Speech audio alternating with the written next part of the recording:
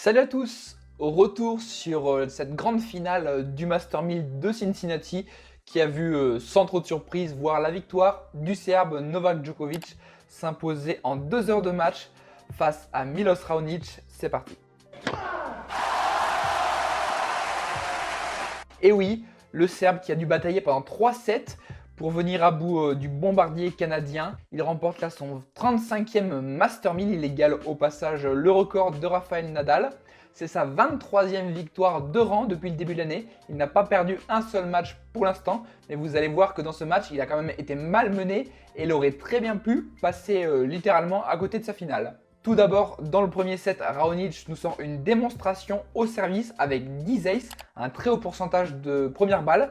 Mais en face, on avait un Djokovic qui était quasiment méconnaissable, un petit peu dans la lignée de ce qu'il nous a montré hier en fin de match contre Bautista Agut. Il était très mou sur le terrain, il faisait pas mal de fautes directes. Et ça s'est ressenti sur le score puisqu'il se prend un 6-1 dans cette première manche. Par la suite, les débats se sont rééquilibrés où on a vu le Serbe réaugmenter son niveau de jeu, être plus impliqué au niveau de son jeu de jambes, à frapper un petit peu plus fort aussi dans ses coups. Dans cette troisième manche, la roue aurait pu tourner en faveur du Canadien qui a breaké dès l'entame de ce set en menant 2-0 service à suivre. À ce moment-là, il s'est un petit peu déréglé au service et aussi il a fait un petit peu plus de fautes, ce qui a permis à Djokovic, qui toujours très concentré, a réussi à débreaker puis rebreaker par la suite dans la foulée. Finalement, le Canadien aura une dernière chance de revenir au score. C'est dans le tout dernier jeu de ce match à 5-4, 30-40, donc balle de break pour Raonic, qui à ce moment-là nous a caviardé un coup droit bas du filet très mauvais à l'issue d'un échange qui était pourtant assez bien mené de sa part. En tout cas, à propos des clés tactiques que j'avais évoquées dans ma vidéo preview hier, Raonic en a adopté quelques-unes. On l'a vu monter au filet pas mal de fois, 20 en tout pour on va dire pas beaucoup de réussite puisque 50% de ses points ont été marqués à ce moment-là. Il a essayé également de varier au niveau de son revers en faisant pas mal de slices pour déstabiliser Djokovic. Mais je trouve malgré tout qu'il a trop orienté son jeu de fond de cours dans la diagonale revers de Djokovic. Donc en jouant trop sur le revers de Djokovic, il n'est peut-être pas assez sur son coup droit qui, on le sait, chez le Joker peut être parfois un petit peu friable.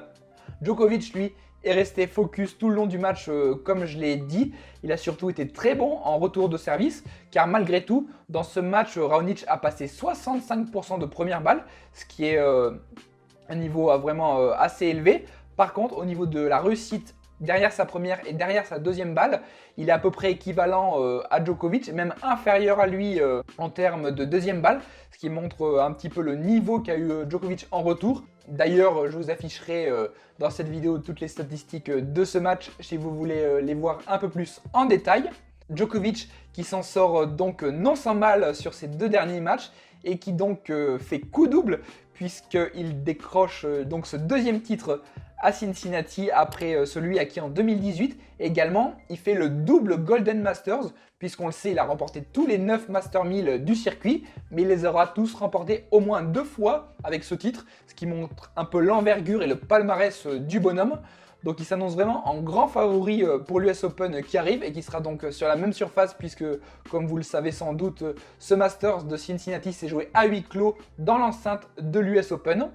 Petit point rapidement avant de terminer cette vidéo sur la finale féminine qui devait opposer Victoria Azarenka à Naomi Osaka. Finalement, le match n'a pas eu lieu puisque Osaka a déclaré forfait suite à une petite élongation au niveau de sa cuisse gauche qu'elle avait eu déjà en fin de match lors de sa demi-finale. Azarenka qui revient donc à un très bon niveau, elle qui n'avait pas remporté le moindre titre depuis plus de 4 ans et son titre obtenu à Miami en 2016. Elle va également obtenir son meilleur classement depuis plus de 3 ans et demi, elle va être autour de la 30e place mondiale. Elle n'aura pas battu de grandes joueuses dans ce tournoi, en tout cas pas de joueuses du top 10, mais elle aura eu des victoires notamment assez probantes sur Vekic, Garcia, Cornet, Jabber et aussi notamment Johanna Konta.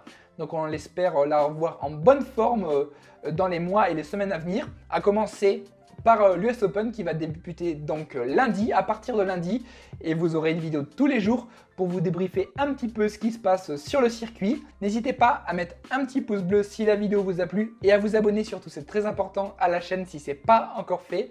Et moi je vous retrouve très vite, allez, ciao ciao.